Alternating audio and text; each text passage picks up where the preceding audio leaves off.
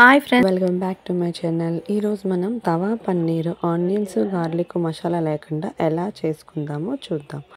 కడాయి తీసుకొని అందులో ఆయిల్ వేసుకొని సాల్ట్ వేసుకోవాలన్నమాట. సాల్ట్ వేసుకుంటే ఏంటంటే పన్నీర్ అతుక్కోకుండా ఉంటుంది. తర్వాత మనం 500 గ్రామ్స్ పన్నీర్ని ఇలాగా మనం ఫ్రై అయితే చేసుకోవాలి.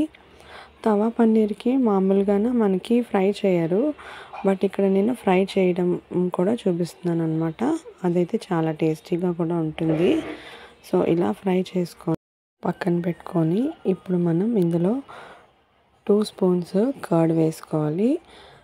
తర్వాత పసుపు, తగినంత కారం, ఉప్పు, ఇంకా గరం మసాలా అయితే మనం వేసుకోవాలి. సో ఇదంతా మనం ఇలాగా మిక్స్ చేసుకోవాలన్నమాట. మిక్స్ చేసుకొని ఒక 10 మినిట్స్ మనం పక్కన పెట్టుకోవాలి.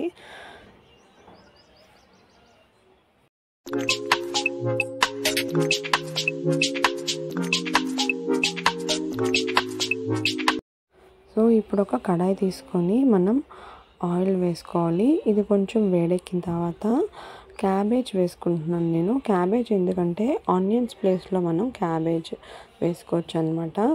వేసుకొని ఒక 2 చిల్లీస్ వరకు వేసుకోండి. మీరు ఎంత కారం తినగలరో అంత కారం వేసుకొని ఇది మనం ఫ్రై చేసుకోవాలి. తర్వాత ఇందులో దాల్చిన చెక్క, కొన్ని లవంగాలు, ఇంకా యాలకులు వేసుకొని ఫ్రై చేసుకోవాలన్నమాట.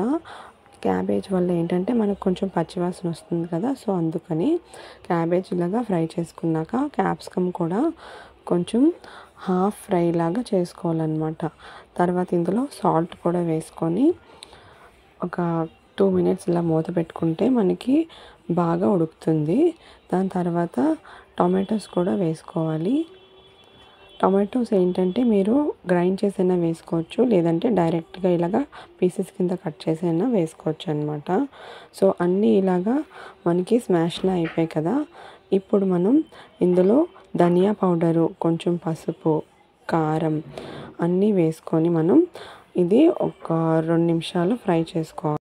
ఇప్పుడు ఇందులో మనం ఒక 1/4 వాటర్ అయితే వేసుకోవాలన్నమాట. సో ఇలా వేసుకున్నాక మనం ఇందాకలా పెట్టుకున్నాం కదా మిక్స్ చేసి పన్నీర్ని, ఆ పన్నీర్ని ఇందులో మనం వేసేయాలి.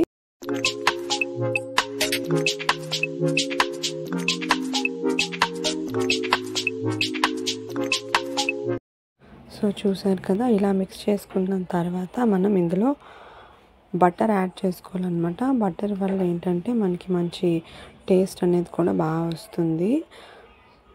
సో ఇలా బటర్ కూడా యాడ్ చేసేసుకొని మనం స్టవ్ ఆఫ్ చేసేసుకోవడమే.